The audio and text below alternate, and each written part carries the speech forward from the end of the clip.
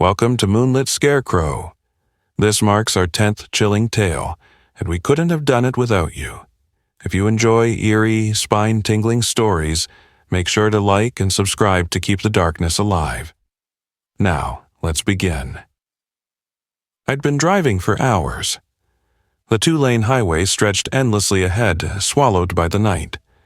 The glow of my dashboard was the only thing keeping me tethered to reality. My phone had no signal. The GPS had given up an hour ago. The silence in the car felt heavier than usual, pressing in on me. The faint hum of the engine was the only sound accompanying me, a lonely drone in the vast darkness. My eyelids felt heavy, my hands stiff on the wheel.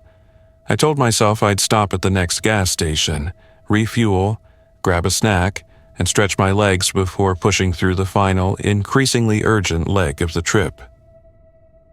When I finally spotted the flickering neon of an old gas station sign in the distance, I felt a rush of relief. Last Stop Fuel Goods. The sign read, some letters dim, others completely burnt out. The station looked ancient, barely maintained, a forgotten relic clinging to the side of the road, but it was open. I pulled up to one of the pumps and killed the engine. The place was silent except for the buzzing of the overhead lights, a harsh, unnatural hum that amplified the stillness. There were no other cars, no attendants. Just the station, an old pickup parked crookedly off to the side, its tires looking deflated and rust blooming along its seams. The dark, empty road stretched endlessly behind me.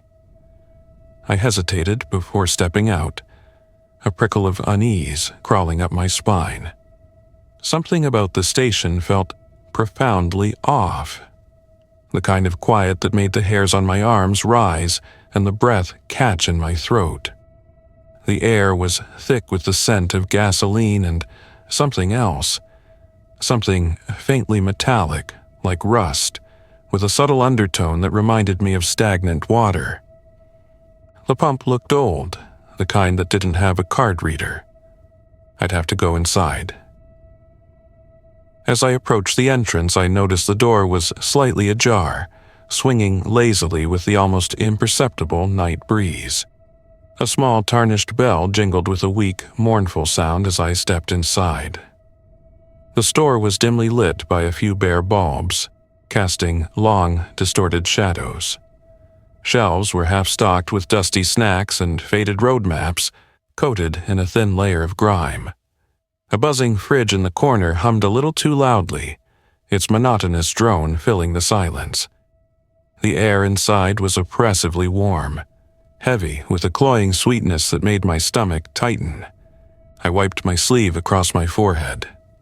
Why was it so humid in here? Behind the counter, a man stood.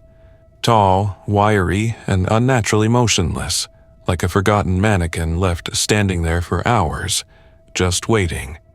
His uniform, if that's what it was stained and faded, clinging to his thin frame. His eyes flicked to me slow and deliberate, and he nodded once, a jerky, almost imperceptible movement. "Pump 3, I said, my voice a little too loud in the oppressive stillness. He didn't say anything, just his gaze remained fixed on me as he slowly punched a few buttons on an ancient, yellowed register. The cash drawer slid open with a reluctant, wheezing ding. "Bathroom?" I asked, trying to ignore the way my skin crawled under his unwavering gaze, feeling like an insect under a microscope. He motioned toward the back with a slow, almost robotic gesture without a word. I made my way past the aisles, the floorboards groaning under my steps, each creak echoing unnervingly in the silence.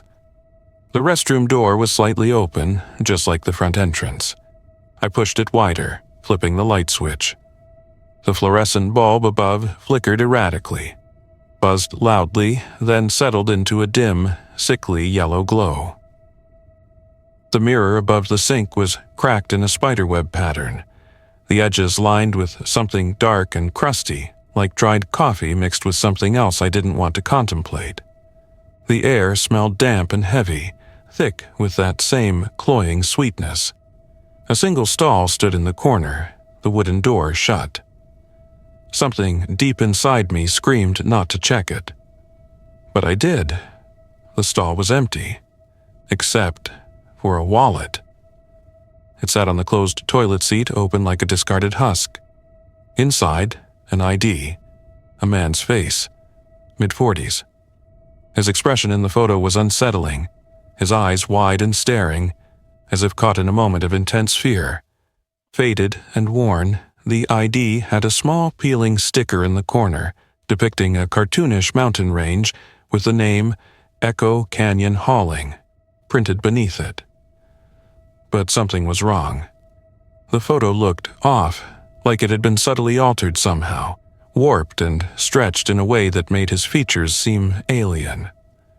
I glanced at the name, and then my stomach dropped, a cold knot forming in my gut. The name on the ID was identical to the faded lettering barely visible on the side of the old pickup truck parked crookedly outside.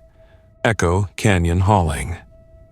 The truck looked like it had been sitting there for years, weeds pushing up around its flat tires, a thick layer of dust coating the cracked windshield. It felt abandoned, forgotten, yet undeniably linked to this ID found in the desolate restroom. A sharp creak sounded behind me, making me jump. I spun, my heart hammering against my ribs. The restroom door was slowly closing on its own, the hinges groaning in protest.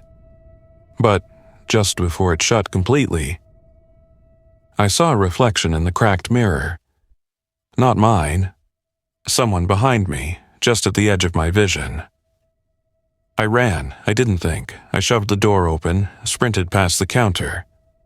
The attendant was gone, vanished as silently as he had appeared. The register sat open, its drawer a gaping maw. The fridge hummed louder than before, an electric whine that set my teeth on edge. I didn't stop.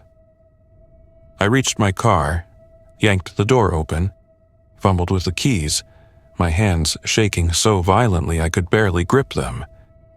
In the side mirror, I saw something. The man, the one from the ID, standing by the pickup, his silhouette stark against the darkness. Watching me. But something was wrong with his face. It seemed stretched, the features pulled taut and unnatural, like a mask stretched too thin over bone. The gas pump was still humming. I glanced at the meter. It hadn't moved. I didn't look closer. I floored it, the engine roaring to life, tires squealing as I sped out of that gas station, my tires kicking up gravel and dust in my desperate haste. I drove until the flickering neon lights disappeared in my rearview mirror, until my breathing started to slow, until my hands stopped their frantic trembling. And then, when I was sure I was alone in the vast emptiness of the highway, I dared to check my phone. Signal. 3 bars. I opened my GPS, ready to confirm I was far, far away from that desolate place. But my stomach clenched, a wave of nausea washing over me. Because according to my phone, there was no gas station, not for miles in any direction. Just empty road, stretching into the blackness, and nowhere to stop.